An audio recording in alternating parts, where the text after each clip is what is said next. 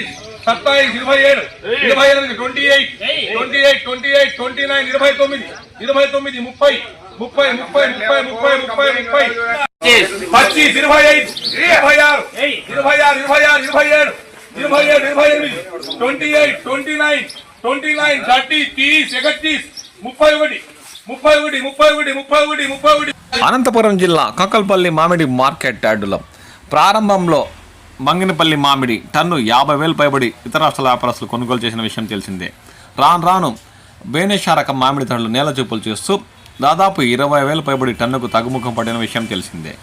మంగినపల్లి మామిడి ఇప్పుడు ప్రారంభం టన్ను 20,000 నుండి ప్రారంభించి ఇతర రాష్ట్రాల వ్యాపారస్తులు నాణ్యత మంచి రంగు ఉండే కాయలను 33,000 వరకు కొనుగోలు చేస్తున్నట్లు స్థానిక వ్యాపారులు పేర్కొన్నారు.